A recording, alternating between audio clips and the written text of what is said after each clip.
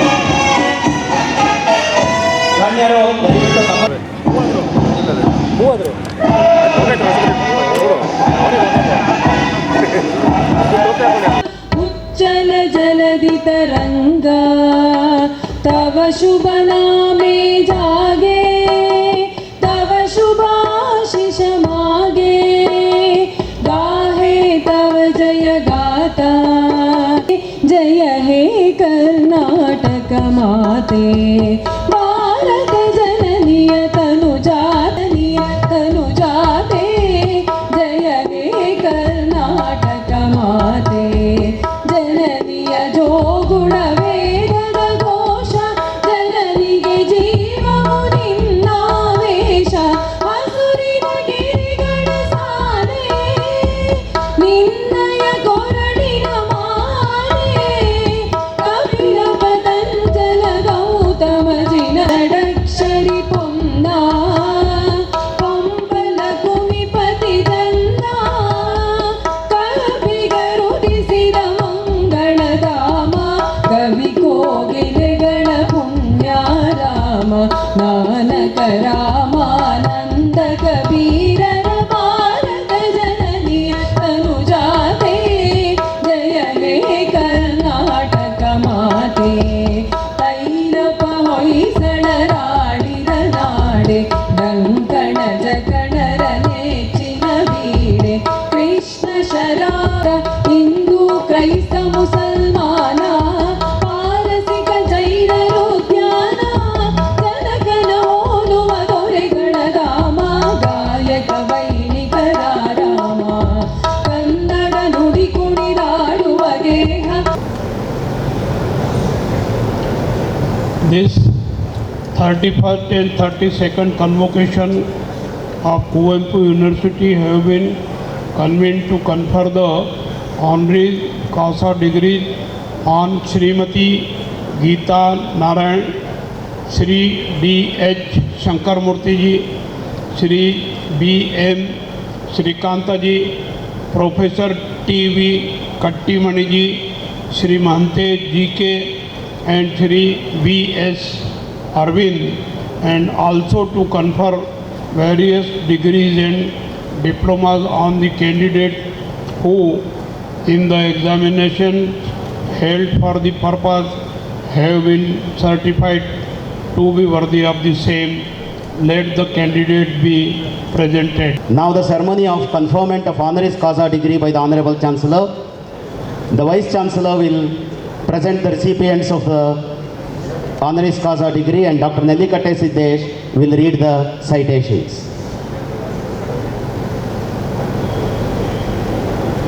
ಸನ್ಮಾನ್ಯ ಶ್ರೀ D.H. ಶಂಕರಮೂರ್ತಿ ಅವರಿಗೆ ಗೌರವ ಡಾಕ್ಟರೇಟ್ ಪದವಿ ಪ್ರದಾನದ ಭಿನ್ನವತ್ತರ.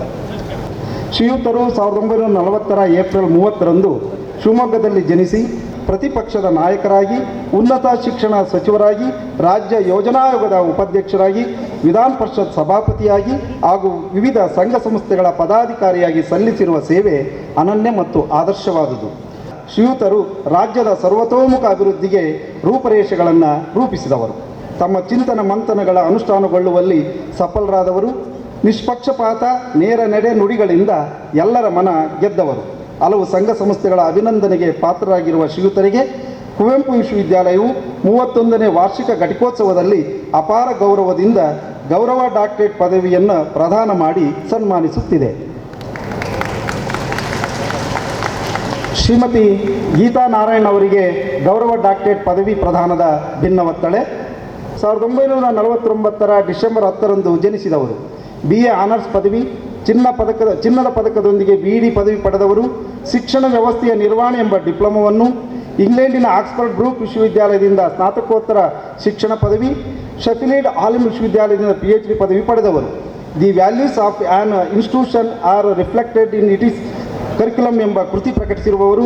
ಶೈಕ್ಷಣಿಕ ಪರಿಸರದಲ್ಲಿ ತಂತ್ರಜ್ಞಾನ, ಶಿಕ್ಷಣ ವ್ಯವಸ್ಥೆಯಲ್ಲಿನ ತೊಡಕುಗಳು, ಉನ್ನತ ಶಿಕ್ಷಣದಲ್ಲಿ ಮೌಲ್ಯಗಳು, ವಿದ್ಯಾರ್ಥಿ ಶಿಕ್ಷಕರು ಪೋಷಕರ ಸಂಬಂಧಗಳು, ಸಂಪ್ರದಾಯ ಮತ್ತು ಆಧುನಿಕತೆಯ ಮುಖಾಮುಖಿ ಮೊದಲಾದ ಸಂಶೋಧನಾ ವಿಚಾರಗಳನ್ನು ಅಂತಾರಾಷ್ಟ್ರೀಯ ಮಟ್ಟದಲ್ಲಿ ಮಂಡಿಸಿದವರು.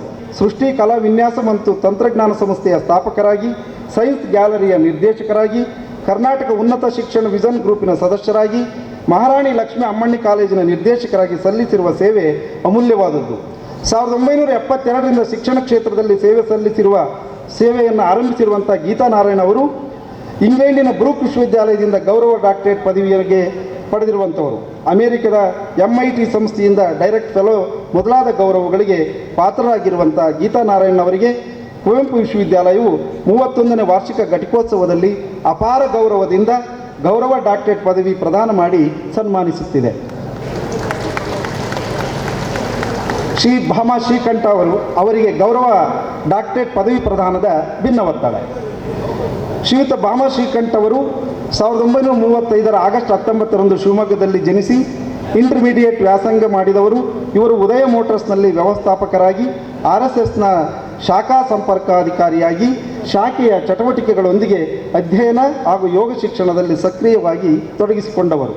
40 ವರ್ಷಗಳಿಂದ ರಾಷ್ಟ್ರೀಯ ಸ್ವಯಂ ಸೇವಕ ಸಂಘದ ಕಾರ್ಯಕರ್ತರಾಗಿ ಸೇವೆ ಸಲ್ಲಿಸಿರುವರು. ಸಂಘದ ಶಿಕ್ಷಕ ವರ್ಗದ ಶಿಕ್ಷಕರಾಗಿ ಕಾರ್ಯನಿರ್ವಹಿಸಿದವರು. 1978ರಲ್ಲಿ ಶಿವಮೊಗ್ಗದಲ್ಲಿ ಯೋಗ ಶಿಕ್ಷಣ ಸಮಿತಿಯನ್ನು ಸ್ಥಾಪಿಸಿದರು. ಪ್ರತಿಯೊಬ್ಬ ನಾಗರಿಕರು ಯೋಗವನ್ನು ತಮ್ಮ ಜೀವನದ ಅವಿಭಾಜ್ಯ ಅಂಗವಾಗಿ ರೂಢಿಸಿಕೊಳ್ಳಲು ಪ್ರೇರೇಪಿಸುತ್ತಾ ಯೋಗ ಶಿಕ್ಷಕರನ್ನು ಸಿದ್ಧಗೊಳಿಸಿರುವರು. ಸಮಾಜಕ್ಕೆ ಉತ್ತಮ ಜೀವನ ಹಾಗೂ ಆರೋಗ್ಯವನ್ನು ನೀಡುವಲ್ಲಿ ಸಕ್ರಿಯರಾಗಿರುವರು. ಸನ್ಮಾನ್ಯರ ಅವಿರತ ಸೇವೆ ಹಾಗೂ ಸಾಧನೆಗಳನ್ನು ಪರಿಗಣಿಸಿ ಕರ್ನಾಟಕ ರಾಜ್ಯೋತ್ಸವ ಪ್ರಶಸ್ತಿ, ಅಜಿತಶ್ರೀ ಪ್ರಶಸ್ತಿ, ಯೋಗಶ್ರೀ ಪ್ರಶಸ್ತಿ, ಯೋಗಾಚಾರ್ಯ ಪ್ರಶಸ್ತಿಗೆ ಭಾಜನರಾಗಿರುವವರು. ಅದಲ್ಲದೆ ಆರ್ಟ್ ಆಫ್ ಲಿವಿಂಗ್ನಿಂದ ಯೋಗೋಪಾಸನ ಪ್ರಶಸ್ತಿಗೂ ಕೂಡ ಭಾಜನರಾಗಿರುವರು. ಇವರ ಸಾಮಾಜಿಕ ಸೇವೆ, ಯೋಗ ಸಾಧನೆ ಹಾಗೂ ಯೋಗ ಶಿಕ್ಷಣ ಸೇವೆಗೆ ಕುವೆಂಪು ವಿಶ್ವವಿದ್ಯಾಲಯವು 31ನೇ ವಾರ್ಷಿಕ ಘಟಿಕೋತ್ಸವದಲ್ಲಿ ಅಪಾರ ಗೌರವದಿಂದ ಗೌರವ ಡಾಕ್ಟರೇಟ್ ಪದವಿಯನ್ನು ಪ್ರದಾನ ಮಾಡಿ ಸನ್ಮಾನಿಸುತ್ತಿದೆ.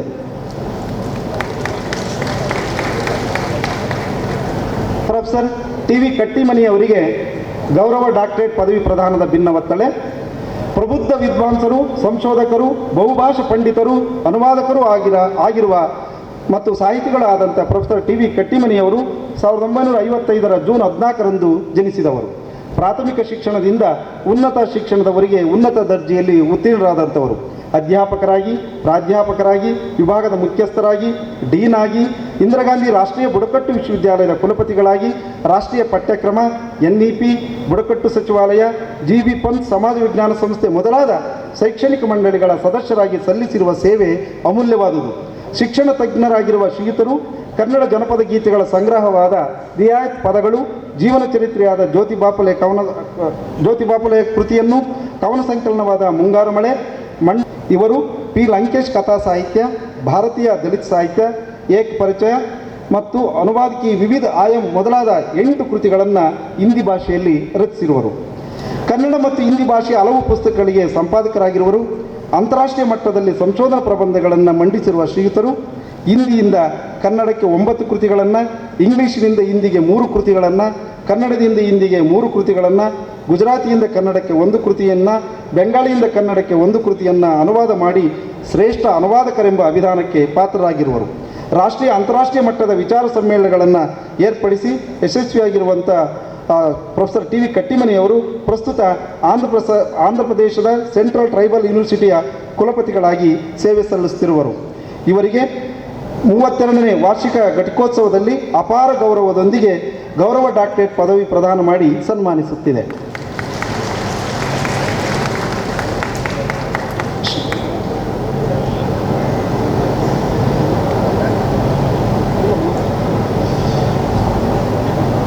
ಶ್ರೀಯುತ ಡಾಕ್ಟರ್ ಮಹಾಂತೇಶ್ ಜಿ ಕಿವುಡಸಣ್ಣವರ ಅವರಿಗೆ ಗೌರವ ಡಿವಿ ಪದವಿ ಪ್ರದಾನದ ಭಿನ್ನ ಒತ್ತಡೆ. ಕ್ರೀಡಾ ಮತ್ತು ಸಾಮಾಜಿಕ ಕ್ಷೇತ್ರದಲ್ಲಿ ಅಪಾರ ಸೇವೆ ಸಲ್ಲಿಸಿರುವಂಥ doctor Mahantesh G Kivudasannavar 1970 September 28ರಂದು ಜನಿಸಿದವರು. ಸ್ಫೂರ್ತಿದಾಯಕ ವ್ಯಕ್ತಿತ್ವದವರು. Cricket association for blind in India ಮತ್ತು ವರ್ಲ್ಡ್ ಬ್ಲೈಂಡ್ ಕ್ರಿಕೆಟ್ ಲಿಮಿಟೆಡ್ನ ಸಂಸ್ಥೆಗಳ ಅಧ್ಯಕ್ಷರಾಗಿ ಕ್ರೀಡಾ ಕ್ಷೇತ್ರಕ್ಕೆ ಅನನ್ಯವಾದ ಕೊಡುಗೆಯನ್ನು ನೀಡಿದ್ದಾರೆ. ಅವರು ಸಮರ್ಥನೆಂಬ ಟ್ರಸ್ಟ್ ಮೂಲಕ ದಿವ್ಯಾಂಗಚೇತನರ ಅಭಿವೃದ್ಧಿಗಾಗಿ ಹಗಲಿರುಳು ಶ್ರಮಿಸುತ್ತಿರುವರು. ಭಾರತದಲ್ಲಿ ಅಂಧರ ಕ್ರಿಕೆಟ್ ಬೆಳವಣಿಗೆಗೆ ಅಪಾರ ಕೊಡುಗೆ ನೀಡಿರುವರು. ಸಮಾಜಶಾಸ್ತ್ರೀಯ ಸಿದ್ಧಾಂತಗಳು, ಸಮಾಜೋ ಆರ್ಥಿಕ ಸ್ಥಿತಿಗತಿಗಳ ಅಧ್ಯಯನ, ವಿಶ್ವ ರಾಜಕೀಯ, ಸಂಖ್ಯಾಶಾಸ್ತ್ರ, ಸಂಶೋಧನಾ ವಿಧಾನ, ಸಮಸ್ಯೆಗಳ ಅಧ್ಯಯನ, ಸಮಸ್ಯೆಗಳನ್ನು ಬಗೆಹರಿಸಿಕೊಳ್ಳುವ ತಂತ್ರಗಳು ಮೊದಲಾದ ಕ್ಷೇತ್ರಗಳ ಶೈಕ್ಷಣಿಕ ಪರಿಣತಿಯನ್ನು ಸಂಪಾದಿಸಿರುವರು. ಶ್ರೀಯುತರಿಗೆ ಕುವೆಂಪು ವಿಶ್ವವಿದ್ಯಾಲಯವು 32ನೇ ವಾರ್ಷಿಕ ಘಟಿಕೋತ್ಸವದಲ್ಲಿ ಅಪಾರ ಗೌರವದಿಂದ ಗೌರವ ಡಾಕ್ಟರೇಟ್ ಪದವಿಯನ್ನು ಪ್ರದಾನ ಮಾಡಿ ಸನ್ಮಾನಿಸುತ್ತಿದೆ.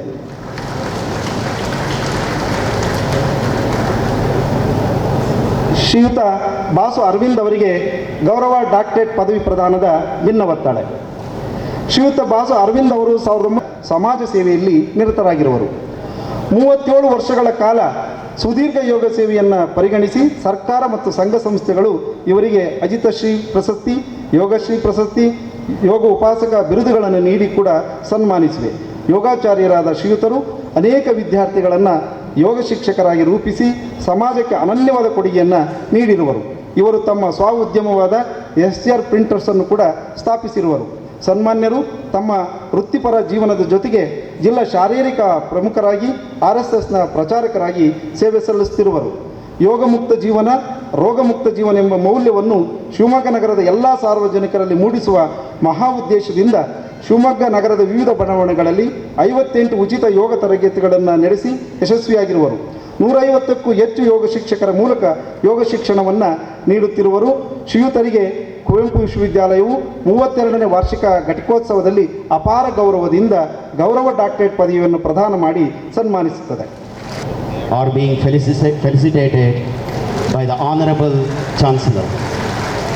I request the audience to show their enthusiasm by clapping.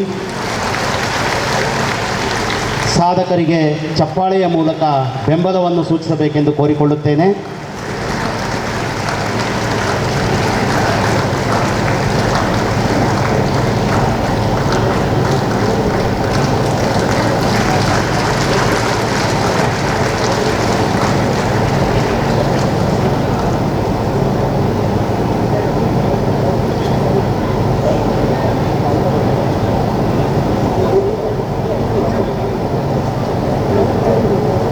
ಗೌರವಾನ್ವಿತ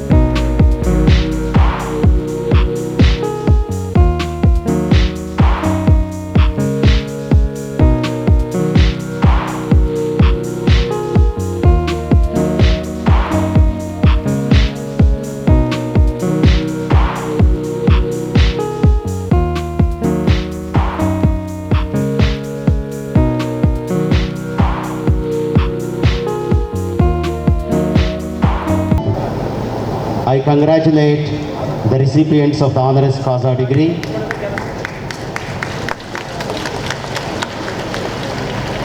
I also thank the Honorable Chancellor for confirming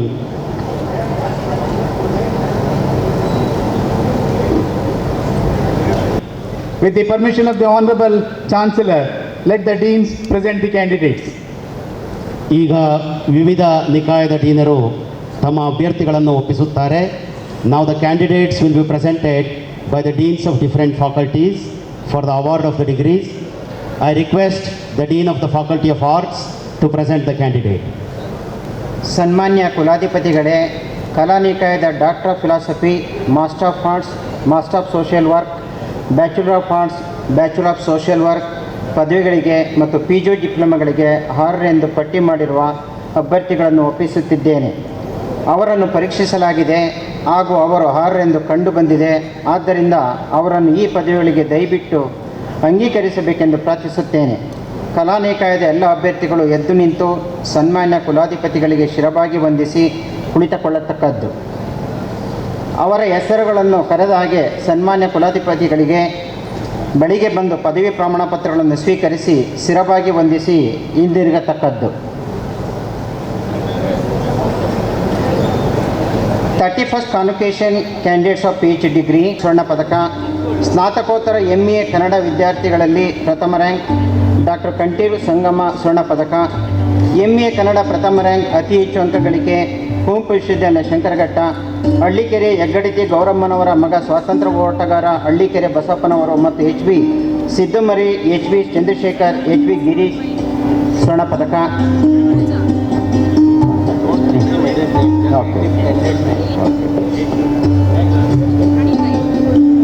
Pooja HS 2 ಸ್ವರ್ಣ ಪದಕ MA ಹಿಂದಿ.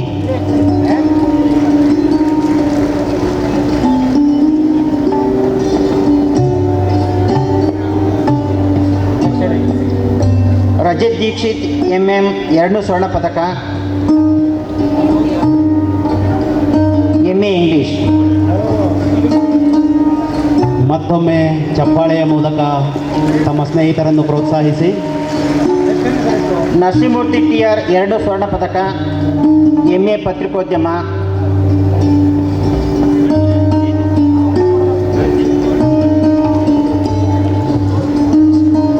ನರಸಿಂಹಮೂರ್ತಿ TR. ಸೌರಭ S ಕಾಮತ್ 3 ಸ್ವರ್ಣ ಪದಕ.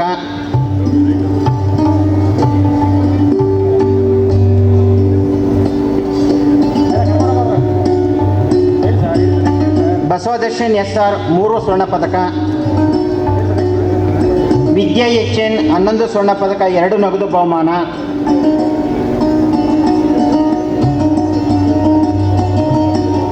ಗಿರೀಶ್ KG 2 ಸ್ವರ್ಣ ಪದಕ.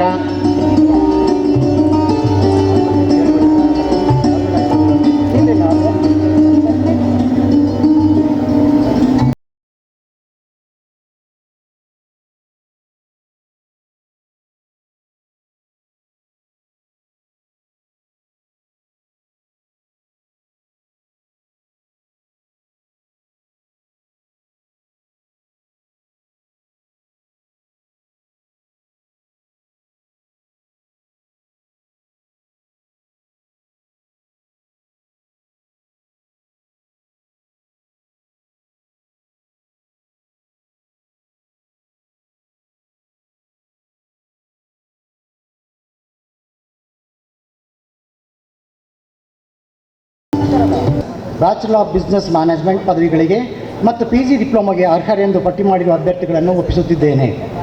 ಅವರನ್ನು ಪರೀಕ್ಷಿಸಲಾಗಿದೆ ಹಾಗೂ ಅವರು ಅರ್ಹರೆಂದು ಕಂಡುಬಂದಿದೆ.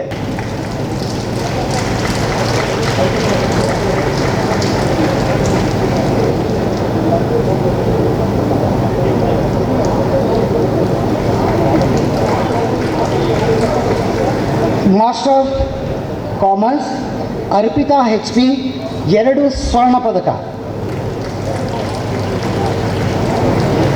ಯತೀಶ್ KU MBA 5 ಸ್ವರ್ಣ ಪದಕಗಳು. ನಿವ್ಯಾ K ನಾಯಕ್ 5 ಸ್ವರ್ಣ ಪದಕಗಳು. Bachelor of commerce. ಯಾ, master of commerce Gayatri KV 3 ಸ್ವರ್ಣ ಪದಕ.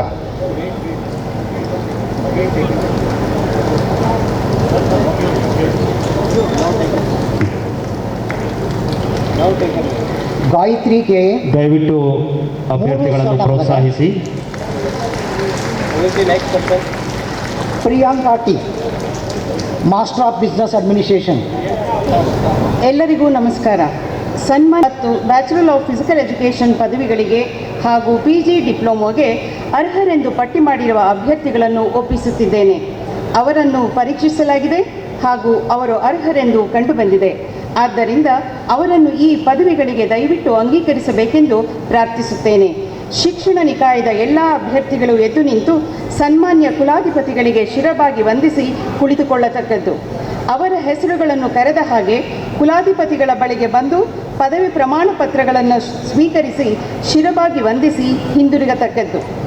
31st Convocation Candidates of PhD Degree Shrimati Tasin Taj education. 31st Convocation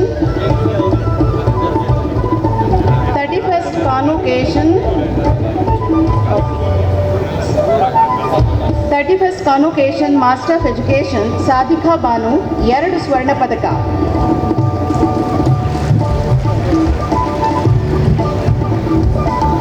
bachelor of master of education Shri Bharati 2 ಸ್ವರ್ಣ ಪದಕ.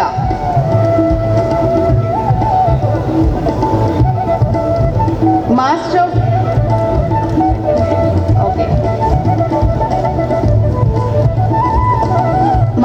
Physical education Dilip Kumar SC 2 ಸ್ವರ್ಣ ಪದಕ.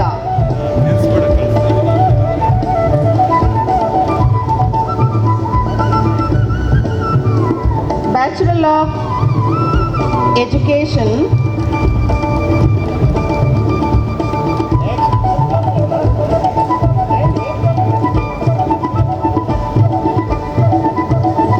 Bachelor of education Ayesha Farheen Sheikh 3 ಸ್ವರ್ಣ ಪದಕ.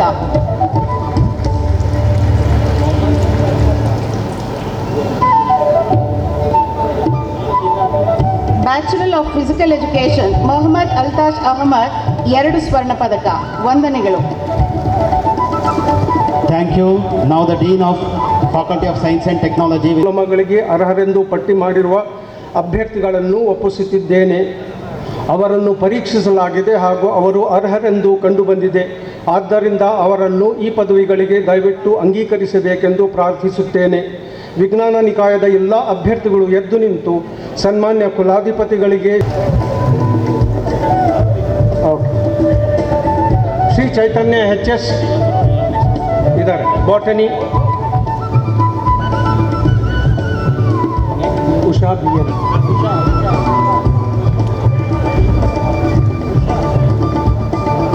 BN, ಉಷಾ BN 4 ಸ್ವರ್ಣ ಪದಕ, 2 ನಗದ ಬಹುಮಾನ. ಬಾಟನಿ ಅನುಷಾ S ಬಯೋಟೆಕ್ನಾಲಜಿ,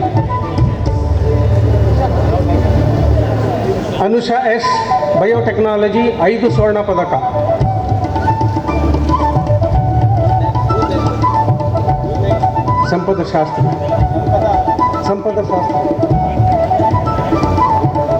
ಸಂಪದಶಾಸ್ತ್ರಿ ಪರಿಸರ ವಿಜ್ಞಾನ 4 ಸ್ವರ್ಣ ಪದಕ. ಪೂಜಾ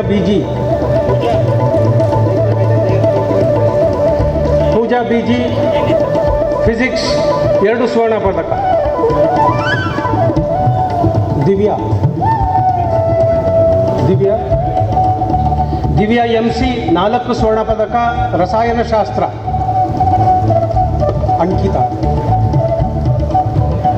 ಅಂಕಿತಾ ಬಾಲಕೃಷ್ಣ ನಾಯಕ್ ಸೂಕ್ಷ್ಮಾಣು ಜೀವಶಾಸ್ತ್ರ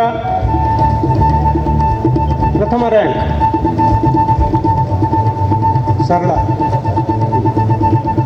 सरड़ा YP 3 स्वर्ण पदक प्राणीशास्त्र प्रथम रैंक काव्यश्री ದಯವಿಟ್ಟು ಸಾಧಕರಿಗೆ ಪ್ರೋತ್ಸಾಹವನ್ನು ಮುಂದುವರಿಸ್ತಾ ಇರಿ. ಕಾವ್ಯಶ್ರೀ N 2 ಸ್ವರ್ಣ ಪದಕ ಎಲೆಕ್ಟ್ರಾನಿಕ್ಸ್ ಸಿಂಧು. ಸಿಂಧು ಎನ್ 4 ಸ್ವರ್ಣ ಪದಕ, 2 ನಗದು ಬಹುಮಾನ, ಗಣಿತಶಾಸ್ತ್ರ ಪ್ರಥಮ ರ್ಯಾಂಕ್. ಎಸ್. ಸುಷ್ಮಿತಾ ಆರ್ 2 ಸ್ವರ್ಣ ಪದಕ, ಜೈವಿಕ ತಂತ್ರಜ್ಞಾನ ಪ್ರಥಮ ರ್ಯಾಂಕ್.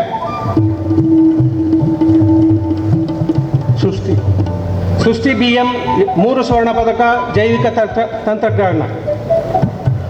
ಪೂಜಾ ಎಸ್.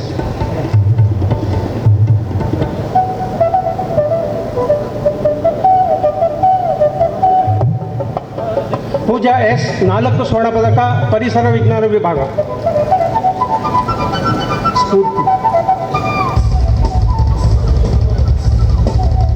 ಸ್ಫೂರ್ತಿ ಎನ್ ಎಸ್ 2 ಸ್ವರ್ಣ ಪದಕ, ಫಿಸಿಕ್ಸ್.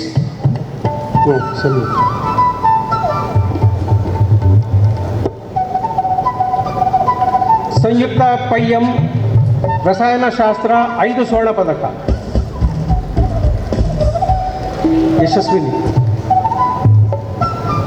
ಯಶಸ್ವಿನಿ ಎಂ 3 ಸ್ವರ್ಣ ಪದಕ, 1 ನಗದು ಬಹುಮಾನ, ಸಸ್ಯಶಾಸ್ತ್ರ ಪ್ರಥಮ rank. S. Ruchita Shri M 3 ಸ್ವರ್ಣ ಪದಕ, ಪ್ರಾಣಿಶಾಸ್ತ್ರ ಪ್ರಥಮ ರ್ಯಾಂಕ್.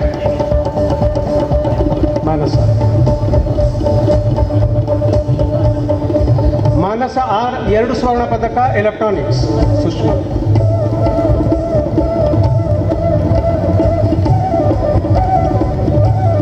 ಸುಷ್ಮಾ ಸಿ ಎಸ್ 2 ಸ್ವರ್ಣ ಪದಕ, ಔದ್ಯೋಗಿಕ ರಸಾಯನಶಾಸ್ತ್ರ. Thank you very much. Congratulations to all the candidates who have received their degrees. Thank you the deans of faculties who have presented their degrees, and thank you Honorable Chancellor for the conferment of degrees. Now the Vice Chancellor will request the candidates to stand up. With the permission of the Honorable Chancellor, I request all the candidates to stand up. Now the Honorable Chancellor will admit to confer the degrees. By virtue of the authority vested in me as Chancellor of Kuvempu University, I admit to confer the degree to the recipient of honoris causa and various degrees and diploma to the candidates.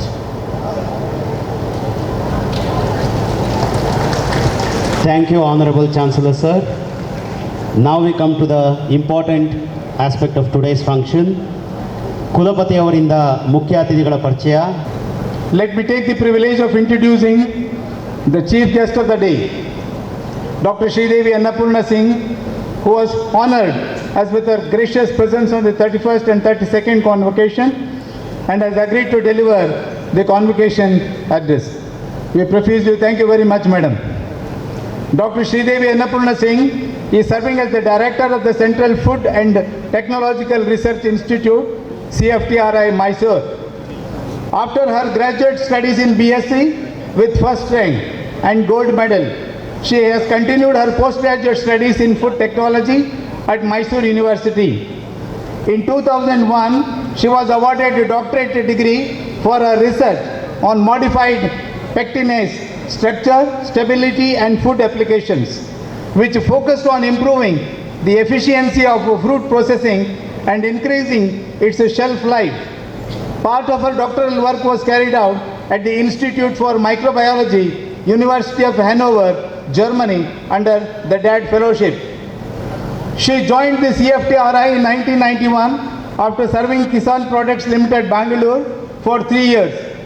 The hard work, academic and research caliber, and administrative excellence have enabled her to rise as a scientist, senior principal scientist, chief scientist, and director of CFTRI.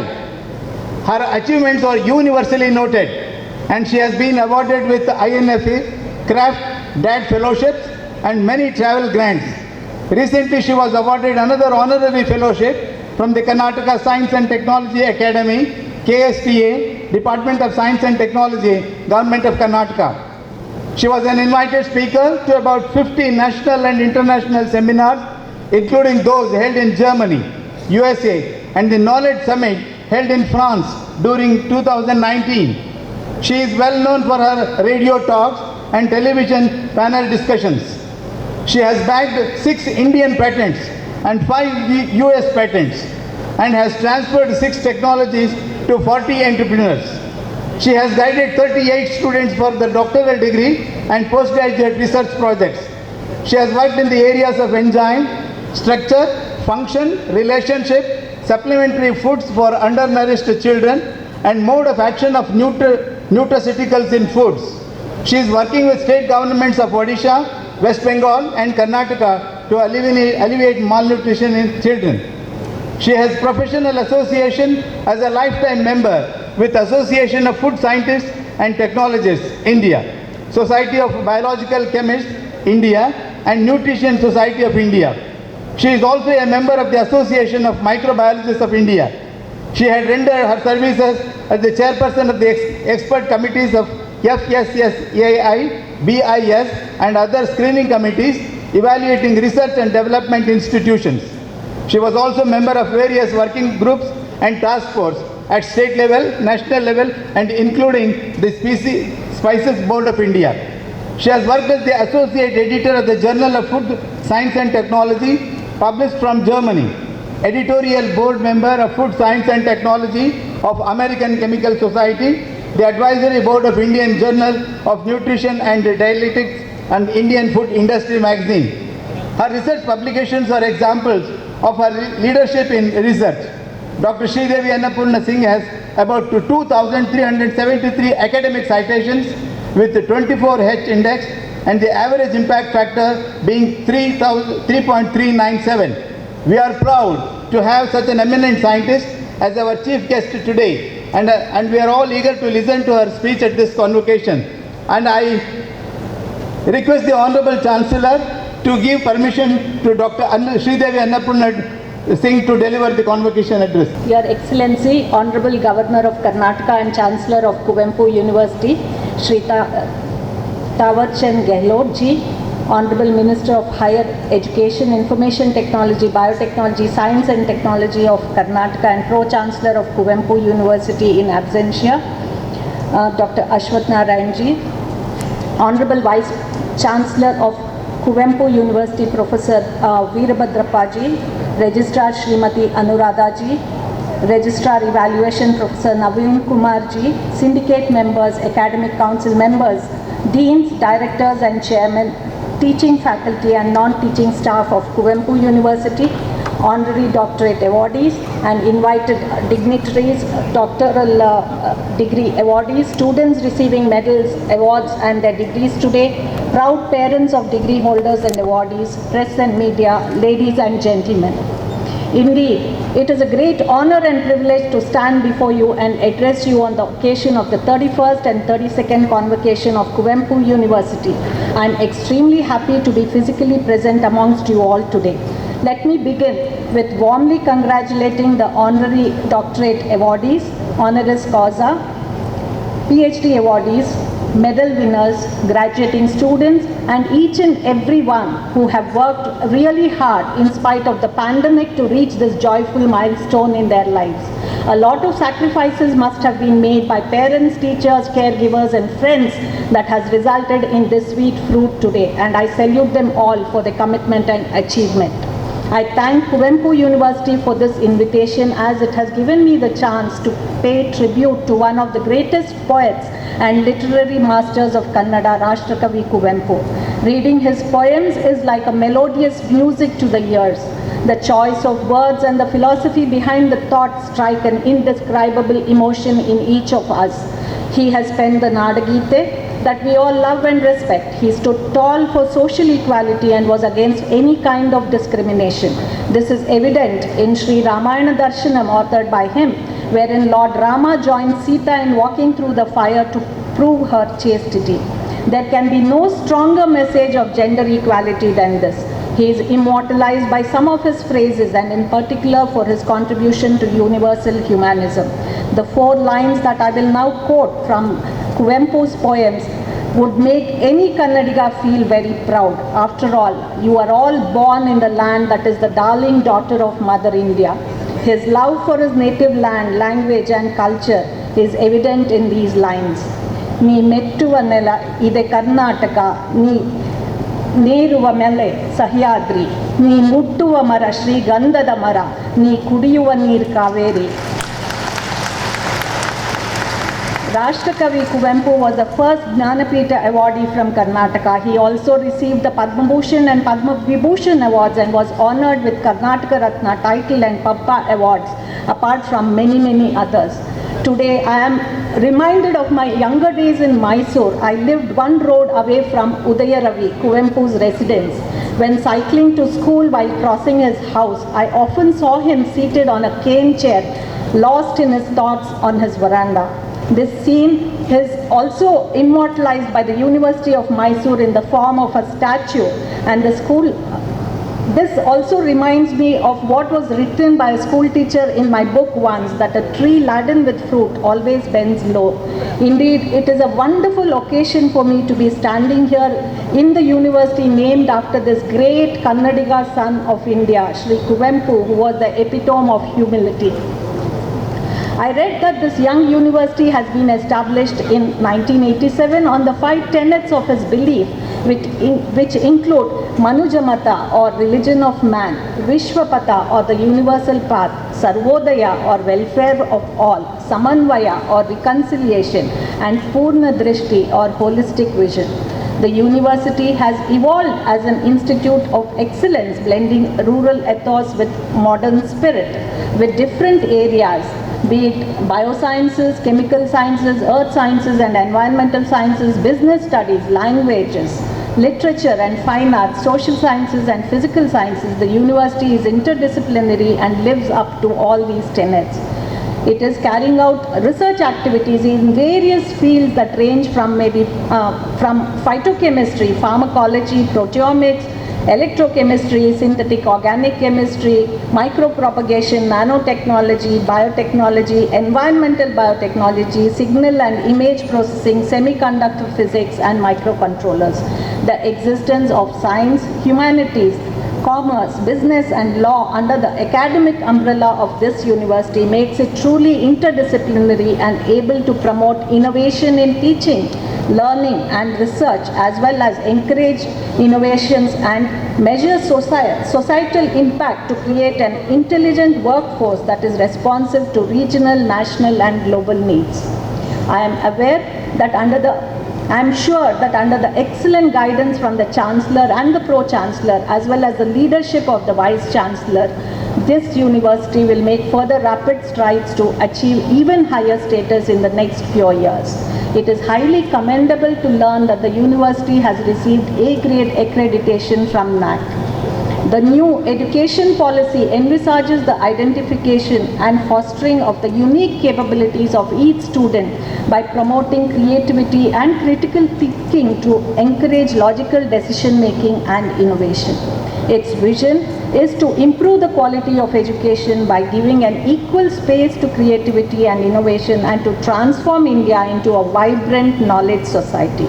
It is designed to focus on the 3 I's: interdisciplinary research, industry connect and internationalization that can elevate our institutions to global standards. The establishment of the National Research Foundation is expected to connect our academia with ministries and industry and fund research that is more relevant to the local needs. Therefore, if the technology development potential needs to be tapped, multidisciplinary institutions and collaboration with other institutions would be the right way forward. We all are aware that India is celebrating 75 years of independence, or Azadi Ka Amrit Mahotsav, and it is on track to attaining greater heights and is fast developing as a major power in the world. Our government has the ambition to achieve an economy of $5 trillion with responsibility to meet food, health, energy, environment and ecological sustainability for more than its 1.3 billion people. We live in challenging times and see a lot of turmoil and unrest in the world. The human population today is more than 7.8 billion and is growing. Many of the sustainable development goals as identified by the UN are related in one way or the other to poverty, hunger, food security, sustainable industrialization, consumption, production patterns, inclusive human settlements, and gender equality. The planet is under threat and we are already witnessing many natural calamities due to climate change. There is an urgent need to conserve our oceans and marine sources, prevent biodiversity loss, reverse desertification, and soil erosion. The recent pandemic has revealed to us that diet and disease are intricately related and we need to pay attention to the food we consume. Despite becoming a net exporter of grains, India has around 200 million undernourished people. Nearly 42% of its children and around 50% women suffer from undernourishment and anemia, and there is a sizable population that is obese. Obesity and related disorders have resulted in India becoming the global leader of cardiovascular disease. It is estimated that 1 in 4 Indians are likely to be diabetic today. Currently, 60% of our population in India depend on agriculture for their livelihood, and doubling their income would result in tremendous economic growth. The government plans that agriculture and related activities should contribute to $1 trillion to the economy by 2024. For this, we will have to adapt sustainable agricultural practices, precision farming, create better supply chain management systems, increase processing, train more people, adapt better technologies, enhance byproduct utilization, and move towards a circular economy. India is also having a rich diversity in terms of indigenous crops, including millets, pulses, and underutilized grains like Niger seeds, and unusual fruits and vegetables that are endemic to specific regions. If we have suitable protocols to process and preserve these foods and ingredients, the local economies would largely benefit. India contributes nearly 40% global production of millets, which are climate-friendly crops that require very low quantities of water. Millets could be the next major revolutionary sustainable foods that could be adopted the world over. The UN has declared 2023 as the International Year of Millets. Our rich heritage and legacy of traditional knowledge has given us several leads to use food and diet to control or prevent diseases. If we can scientifically validate this traditional knowledge and beliefs, there is scope for export markets for our food products to address lifestyle-related diseases, and this would definitely double our farmers' income. I have worked for more than 3 decades now in the CSIR Central Food Technological Research Institute that was established in 1950 in the city of Mysuru. The institute was born in the aftermath and shadow of the Bengal famine and World War II. At the time, there was insufficient food to feed our people and no modern technologies were available for food preservation in the country. उन सबको मैं बधाई देना चाहता हूँ, बधाई देता भी हूँ। उनके भी उज्जवल भविष्य की कामना करता हूँ। मुझे जानकारी मिली है कि डिग्री प्राप्त करने वालों की संख्या बहुत है, क्योंकि 2 सालों का दीक्षांत समारोह एक साथ हो रहा है। सबकी इच्छा रहती है कि मंच पर आकर गवर्नर के और अतिथियों के हाथों से वो सम्मान प्राप्त करें, परंतु समय की मर्यादा के कारण हम ऐसा नहीं कर पाए हैं। मैं बाकी सब छात्र छात्राओं से क्षमा चाहते हुए जिनको डिग्री मिलने वाली है उनको भी बधाई देता हूँ, शुभकामनाएं देता हूँ। दीक्षांत समारोह न केवल डिग्री प्राप्त करके औपचारिक शिक्षा पूर्ण करने का प्रतीक है, बल्कि ये जीवन के अगले चरण की शुरुआत है। डिग्री प्राप्त करने के बाद आपको अपने जीवन की दिशा तय करना है, जिसमें भी आपकी रुचि हो। स्वाभाविक है, जो अध्ययन आपने किया है उसी लाइन में आपकी रुचि होगी। आप भारत सरकार और राज्य सरकार की अनेक योजनाएं ऐसी हैं, उन योजनाओं को उन उपयोग में ला करके अपनी कार्य योजना को सफलता प्रदान कर सकते हैं। मुझे विश्वास है कि इस विश्वविद्यालय से प्राप्त गुणवत्ता युक्त शिक्षा और मजबूत नैतिक नींव आपके कैरियर को सफल बनाएगी और जीवन पथ पर आगे बढ़ने में सहायक सिद्ध होगी। हमारे माननीय प्रधानमंत्री श्री नरेंद्र मोदी जी ने नई राष्ट्रीय शिक्षा नीति बनाई है और शिक्षा को कौशल और नैतिक मूल्यों से जोड़कर एक नया भारत, एक श्रेष्ठ भारत, आत्मनिर्भर भारत बनाने के लिए प्रतिबद्ध है। आशा है, मैं आप सबसे अनुरोध करता हूं कि आप इस योजना को कार्यान्वित करने में सहभागी बनेंगे। सारा देश की आज़ादी के 75वें वर्ष में अमृत महोत्सव का आयोजन कर रहा है। देश भर में भिन्न भिन्न कार्यक्रमों के माध्यम से आज़ादी के 75 सालों में हमने क्या प्रगति की है और क्या कर सकते थे, इस पर विचार विमर्श कर रहे हैं।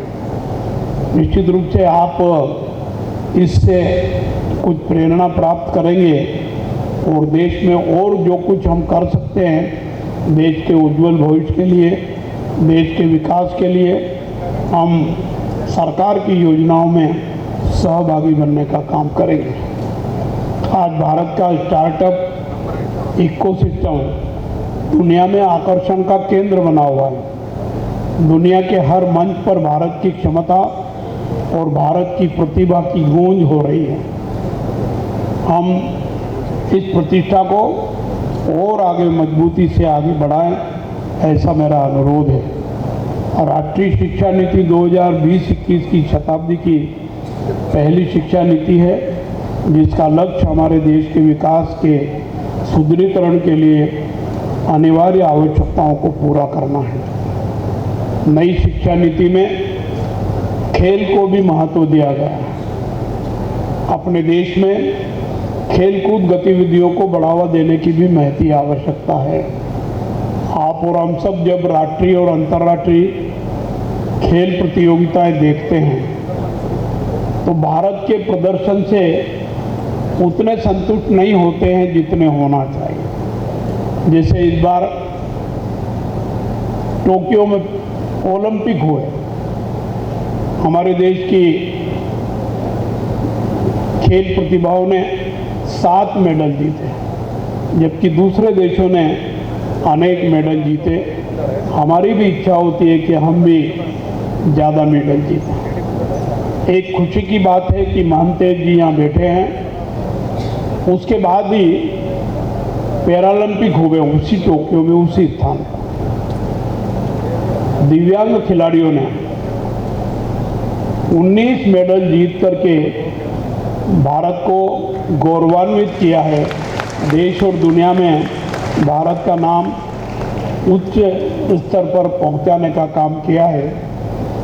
हमारी अपेक्षा है कि खेलकूद गतिविधियां नई शिक्षा नीति के आधार पर हम विश्वविद्यालयों में भी और अन्य स्थानों पर भी आगे बढ़ाएं, ताकि खेलकूद गतिविधियों में भी भारत का नाम विश्व में गौरवान्वित हो।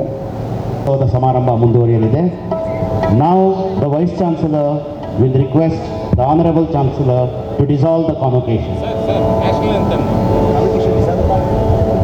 31st and 32nd convocation. Thank you, sir. Now national anthem.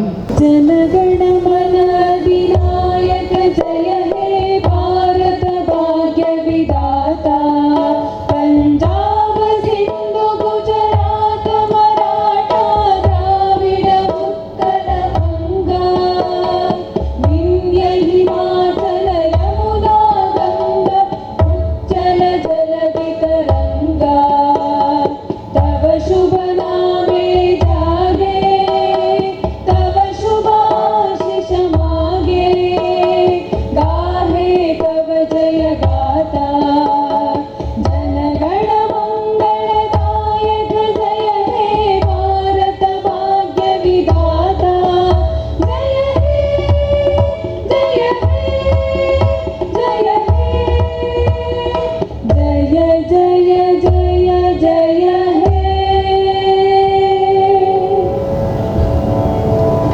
ರಾಷ್ಟ್ರಗೀತೆ ಆಡಿದ ಕಲಾವಿದರಿಗೆ ಧನ್ಯವಾದಗಳು. Now the convocation procession will. ನಮಸ್ಕಾರ, ನನ್ನ ಹೆಸರು ಪ್ರಣೀತಾ ತಿಮ್ಮಪ್ಪ ಗೌಡ ಅಂತ ಹೇಳಿಬಿಟ್ಟು ನಾನು ಕನ್ನಡ ಭಾರತೀಯ ವಿಭಾಗದಲ್ಲಿ ಮೊದಲನೇ ರ್ಯಾಂಕನ್ನು ಪಡ್ಕೊಂಡಿದ್ದೀನಿ 31st ಕಾನ್ವೊಕೇಷನಲ್ಲಿ. ನನಗೆ ಓದೋದಕ್ಕೆ ತುಂಬ ಹೆಲ್ಪ್ ಮಾಡಿದಂತಹ ಎಲ್ಲ ಪ್ರೊಫೆಸರ್ಗಳಿಗೆ ನಾನು ಮೊದಲೇದಾಗಿ ಥ್ಯಾಂಕ್ಸ್ ಹೇಳೋದಕ್ಕೆ ಇಷ್ಟಪಡ್ತೀನಿ. ಹಾಗೆ ನನ್ನ ಪೇರೆಂಟ್ಸ್, ಯಾಕಂದರೆ ನಮ್ಮ ಅಪ್ಪ ಅಮ್ಮ ಯಾವತ್ತೂ ಕೂಡ ನನಗೆ ನೀನು ಕುತ್ಕೊಂಡು ಓದಬೇಕು, ನೀ ಇಷ್ಟು ಮಾರ್ಕ್ಸ್ ತೆಗಿಬೇಕು ಅಂತ ಹೇಳೇ ಇಲ್ಲ. ಸೊ ಆ ಒಂದು ಪೀಸ್ ಆಫ್ ಮೈಂಡ್ ನನಗೆ ಸಿಕ್ಕಿತ್ತು. ಸೊ ಹಾಗಾಗಿ ಆರಾಮಾಗಿ ಓದೋದಕ್ಕೆ ಸಾಧ್ಯ ಆಯಿತು. ನಾನು 1ನೇ ಕ್ಲಾಸಿಂದ ನನ್ನ ಸ್ನಾತಕೋತ್ತರ ಪದವಿವರೆಗೂ ಕೂಡ ಕನ್ನಡ ಮಾಧ್ಯಮದಲ್ಲೇ ಓದಿದವಳು. ಸೊ ಕನ್ನಡ ಸಾಹಿತ್ಯವನ್ನು ಯಾಕೆ ನೀವು ಆಯ್ದುಕೊಂಡ್ರಿ ಅಂತ ನಂಗೆ ತುಂಬ ಜನ ಕೇಳ್ತಾರೆ. ನಾನು ಅದಕ್ಕೆ ಉದ್ಯೋಗ ಅವಕಾಶಗಳು ಕಮ್ಮಿ ಇದೆ ಹಾಗೆ ಅನ್ಬೇಕಾದ್ರೆ ನಾನು ಇವಾಗ ವರ್ಕ್ ಮಾಡ್ತಿರೋದು ಆ್ಯಸ್ ಅನ್ ಆ್ಯಂಕರ್ ಆಗಿ ಒಂದು ಡಿಜಿಟಲ್ ಮೀಡಿಯಾದಲ್ಲಿ. ನಾನು ರೇಡಿಯೋದಲ್ಲೂ ಕೂಡ ವರ್ಕ್ ಮಾಡಿದ್ದೀನಿ. ಸೊ ಹಾಗಾಗಿ ನನಗನ್ಸುತ್ತೆ ಕೇವಲ ಕನ್ನಡ ಸಾಹಿತ್ಯ ಓದ್ತೀವಿ ಅಂದ ಕೂಡಲೇ ಅದರಲ್ಲಿ ಏನೂ ಇಲ್ಲ, ಅದರಲ್ಲಿ ಉದ್ಯೋಗನೇ ಇಲ್ಲ ಅನ್ನುವಂಥದ್ದು ಏನೂ ಇಲ್ಲ. ಯಾಕಂದರೆ ನೀವು ನಿಮ್ಮ ಸ್ಕಿಲ್ಲನ್ನು ಡೆವಲಪ್ ಮಾಡ್ಕೊಳ್ತಾ ಹೋದರೆ ನೀವು ಎಲ್ಲಿ ಬೇಕಾದರೂ ಸರ್ವೈವ್ ಆಗ್ಬೋದು ಅಂತ ಹೇಳೋದಕ್ಕೆ ಇಷ್ಟಪಡ್ತೀನಿ. ಹಾಗೆ ನನಗೆ PhD ಮಾಡಬೇಕು ಅನ್ನೋ ಆಸೆ ಇದೆ. ನನ್ನ ಹೆಸರಿನ ಜೊತೆ ಡಾಕ್ಟ್ರೇಟ್ ಬರಬೇಕು ಅಂತ ನಂಗೆ ಮುಂಚಿಂದನೂ ತುಂಬ ಇಷ್ಟ. ಅದರ ಜೊತೆಗೆ ಒಬ್ಬ ಕನ್ನಡ ಪ್ರೊಫೆಸರ್ ಆಗಬೇಕು ಅನ್ನೋ ಕನಸಿದೆ. ಇನ್ನು ಕಾಂಪಿಟೇಟಿವ್ ಎಕ್ಸಾಮ್ ಅಂತ ಏನಾದರೂ ತೊಗೊಂಡ್ರೆ ನಂಗೆ ತುಂಬ ಕುತ್ಕೊಂಡು ಓದುವಂಥ ಹುಡುಗಿ ಅಲ್ಲ ನಾನು. ಸೊ ಹಾಗಾಗಿ ಒಂದು ಆಸೆ ಇದೆ, KS ಒಂದು ಸತಿ ಬರೆದು ನೋಡಬೇಕು ಅಂತ ಹೇಳಿಬಿಟ್ಟು. ಸೊ ಇದು ನನ್ನ ಆಸೆ. ಇದನ್ನು ಹೊರತಾಗಿ ಇಲ್ಲಿ ಕುವೆಂಪು ವಿಶ್ವವಿದ್ಯಾಲಯದಲ್ಲಿ ಮುಖ್ಯವಾಗಿ ಗ್ರಂಥಾಲಯದ ವಿಷಯಕ್ಕೆ ಬಂದರೆ ಎಷ್ಟು ಓದ್ತಿರೋ ಅಷ್ಟು ಬುಕ್ಸ್ ಇದೆ ನಿಮಗೆ. ಸೊ ಅದರಿಂದ ನನಗೆ ಪಠ್ಯದ ರಿಲೇಟೆಡ್ ಮಾತ್ರ ಅಲ್ಲ, ಅದನ್ನು ಹೊರತಾಗಿ ಕೂಡ ಹಲವಾರು ಪುಸ್ತಕಗಳನ್ನ ಓದೋದಕ್ಕೆ ತುಂಬಾ ಹೆಲ್ಪ್ ಆಯಿತು. ಇದನ್ನು ಹೊರತುಪಡಿಸಿ ಇಲ್ಲಿ ಕಲ್ಚರಲ್ ಇರ್ಬೋದು ಅಥವಾ ಸ್ಪೋರ್ಟ್ಸ್ ಇರ್ಬೋದು ತುಂಬಾ ಸಪೋರ್ಟ್ ಮಾಡ್ತಾರೆ.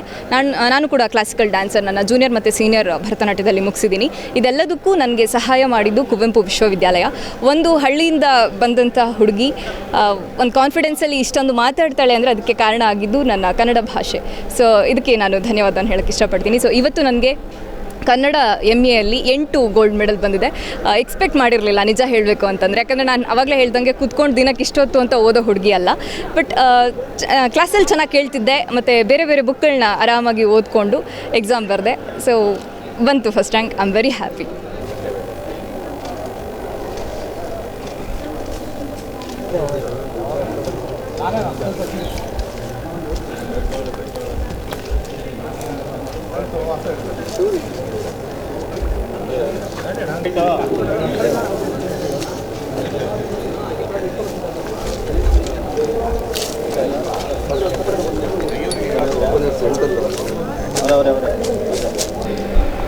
ನನ್ನ ಹೆಸರು ನಿವ್ಯಾ ಕೆ ನಾಯಕ್. ನಾನು BComಲ್ಲಿ ಫಸ್ಟ್ ರ್ಯಾಂಕ್ ಪಡೆದಿದ್ದೀನಿ. 5 ಗೋಲ್ಡ್ ಮೆಡಲ್ಸ್ ಬಂದಿದೆ. ಆ್ಯಂಡ್ ನನ್ನ ಪೇರೆಂಟ್ಸ್ ಬಂದು ಪಪ್ಪ ಬಿಸ್ನೆಸ್ ಮಾಡ್ತಾರೆ, ಅಮ್ಮ ಹೋಮ್ ಮೇಕರು. ಅಚೀವ್ಮೆಂಟ್ ಅಂದರೆ ಫಸ್ಟ್ ಸ್ಕೋರ್ ಚೆನ್ನಾಗೇ ಬರ್ತಿತ್ತು. BComಲ್ಲಿ ಫಸ್ಟ್ ರ್ಯಾಂಕ್ ಎಕ್ಸ್ಪೆಕ್ಟ್ ಮಾಡಿದ್ದಿಲ್ಲ, ಬಟ್ ಬಂದಾಗ ತುಂಬ ಖುಷಿ ಆಯಿತು. ಸಪೋರ್ಟ್ ಆಲ್ಮೋಸ್ಟ್ ಫ್ಯಾಮಿಲಿಯಿಂದನೇ ಜಾಸ್ತಿ ಸಪೋರ್ಟು. ಆ್ಯಂಡ್ ಬಂದು ಕಾಲೇಜಿಂದ ನಮ್ಮ principal sir and HOD ma'am, almost ಎಲ್ಲ ಫ್ಯಾಕಲ್ಟೀಸ್ ತುಂಬ ಸಪೋರ್ಟ್ ಮಾಡಿದರು. ಅವ್ರು ತುಂಬ ಮೋಟಿವೇಟ್ ಮಾಡ್ತಿದ್ರು. ಎವ್ರಿ ಟೈಮ್ ಫಂಕ್ಷನ್ ತುಂಬ ಚೆನ್ನಾಗಿರುತ್ತೆ, ನೀನು ಫಸ್ಟ್ ರ್ಯಾಂಕ್ ತಗೋ ಅಂತ ತುಂಬ ಸಪೋರ್ಟ್ ಕೂಡ ಇರ್ತಿತ್ತು. ನಾನು ಓದಿದ್ದು NES ಕಾಲೇಜಲ್ಲಿ. ನಮ್ಮ ಕಾಲೇಜಲ್ಲಿ ಸ್ಟಡೀಸ್ ತುಂಬ ಚೆನ್ನಾಗಿತ್ತು. ಎಜುಕೇಷನಿಗೆ ಒಳ್ಳೆ ಪ್ಲ್ಯಾಟ್ಫಾರ್ಮ್. ಇವನ್ ಎಲ್ಲ ಕಲ್ಚರಲ್ ಆ್ಯಕ್ಟಿವಿಟೀಸ್ ಎಲ್ಲದಕ್ಕೂ ನಮ್ಮ ಕಾಲೇಜ್ ತುಂಬ ಚೆನ್ನಾಗಿರ್ತಿತ್ತು. ತುಂಬ ಮೋಟಿವೇಶನ್ ಜಾಸ್ತಿ. ಯಾವುದಕ್ಕೆ ಪಾರ್ಟಿಸಿಪೇಟ್ ಮಾಡ್ತೀವಿ ಅಂದರೆ ತುಂಬ ಮೋಟಿವೇಟ್ ಮಾಡೋರು. ದಿ ಬೆಸ್ಟ್ ಪ್ರಿನ್ಸಿಪಲ್ ಅನ್ಬೋದು ನಮ್ಮ ಕಾಲೇಜ್ದು. ಆ್ಯಂಡ್ ಈಗ ನಾನು UPSC ಪ್ರಿಪೇರ್ ಆಗ್ತಾಯಿದ್ದೀನಿ. UPSC ಕೋಚಿಂಗ್ ತೊಗೊತಿದ್ದೀನಿ. IAS ಆಫೀಸರ್ ಆಗಬೇಕು ಅಂದ್ಕೊಂಡಿದ್ದೀನಿ. ಆ್ಯಂಡ್ ಹಾಗೆ MCom ಕೂಡ ಪರ್ಸ್ಯೂ ಮಾಡಬೇಕು ಅಂದ್ಕೊಂಡಿದ್ದೀನಿ. ಓಕೆ, ನನ್ನ ಹೆಸರು ಅನುಷಾ. ಸೊ ನನಗೆ 5 ಗೋಲ್ಡ್ ಮೆಡಲ್ ಬಂದಿದೆ. So biotechnology department from Sahyadri science college. ಅಪ್ಪ ಶೇಖರಪ್ಪ, ತಾಯಿ ಛಾಯಾ. ನಮ್ಮದು ಕಾಚಿನಕಟ್ಟೆ. ಸೊ ನಮ್ಮದು ರೈತ ಕುಟುಂಬ. ಸೊ ಆ್ಯಕ್ಚುಲಿ ಇದು ನಮ್ಮದು ಪ್ರೈಮರಿ ಎಜುಕೇಷನ್ಸ್ ಎಲ್ಲ ಆಗಿದ್ದು ಕಾಚಿನಕಟ್ಟೆಯಲ್ಲೇ. ಸೊ ನಂದು BSc ಮತ್ತು MSc ಎರಡೂ ಸಹ್ಯಾದ್ರಿ ಸೈನ್ಸ್ ಕಾಲೇಜಲ್ಲೇ ಆಗಿದ್ದು. ಆ್ಯಕ್ಚುಲಿ ನಾನು ಇದನ್ನು ನಮ್ಮ ಲೆಕ್ಚರರ್ಸಿಗೆ ಅವ್ರಿಗೆ ಹೇಳಬೇಕು ನಾನು ತುಂಬ, ಬಿಕಾಸ್ ಅವರಿಂದನೇ ನಾನು ಈ ಚಾನ್ಸ್ ಇದಾಗಿದೆ ಅಂತಂದರೆ ಬಿಕಾಸ್ ಆಫ್ ಅವ್ರಿಗೋಸ್ಕರ. ಯಾಕಂದರೆ ಯೂನಿವರ್ಸಿಟಿ ಮತ್ತು ನಮ್ಮ ಕಾಲೇಜಿಗೂ ಕಾಂಪಿಟೇಷನ್ಸ್ ಇರುತ್ತೆ. ಸೊ ನಮ್ಮ ಕಾಲೇಜಿಗೆ ಬಂದಿದೆ ಅಂತ ಅಂದರೆ ಇದು ನಂದು ಸಾಧನೆ ಅನ್ನೋದಕ್ಕಿಂತ ನಮ್ಮ ಲೆಕ್ಚರರ್ಸು ಪ್ರೋತ್ಸಾಹ ಅಂತ ಹೇಳ್ಬೋದು. So I am very thankful to be a Sahyadrian. ನನ್ನ ಹೆಸರು ತನುಷಾ ಅಂತ ಹೇಳಿ. I completed my graduation in Kamala Nehru College and post-graduation in Kuvempu University, Shankaraghatta from the Department of Sociology. I secured first rank and I got 5 gold medals. I am so happy today. First of all, I would like to thank my professors. ಅವರು ತುಂಬಾ ನನಗೆ motivate ಮಾಡಿದ್ದಾರೆ. ಅವ್ರ motivation ಇಂದನೇ ನಾನು ಈ ಥರ gold medal ತೊಗೊಳ್ಳೋಕ್ಕೆ ಕಾರಣ ಆಯಿತು ಅಂತ ಹೇಳ್ಬೋದು. ಆ್ಯಂಡ್ ದೆನ್ ಮೈ ಪೇರೆಂಟ್ಸ್ ಅವ್ರ ಸಪೋರ್ಟ್ ಇಲ್ಲದೆ ನಾನು ಈ ಸ್ಟೇಜ್ವರೆಗೂ ಬರೋಕ್ಕಾಗ್ತಾಯಿದ್ದಿಲ್ಲ. ನನ್ನ ಫ್ರೆಂಡ್ಸ್ಗಳು ಸಹ ನನಗೆ ತುಂಬಾ ಸಪೋರ್ಟಿವ್ ಆಗಿದ್ದರು. Thank you. ನೆಕ್ಸ್ಟು ನಾನು PhD ಮಾಡಬೇಕಂತ ಅಂದ್ಕೊಂಡಿದ್ದೀನಿ. ಹಾಗೆಯೇ ನನಗೆ ಅಡ್ಮಿನಿಸ್ಟ್ರೇಟಿವ್ ಸೆಕ್ಟರಲ್ಲಿ ವರ್ಕ್ ಮಾಡಬೇಕನ್ನೋದು ತುಂಬಾ ಆಸೆ ಇದೆ. ಅದಕ್ಕೋಸ್ಕರ ಪ್ರಿಪೇರ್ ಮಾಡ್ತೀನಿ.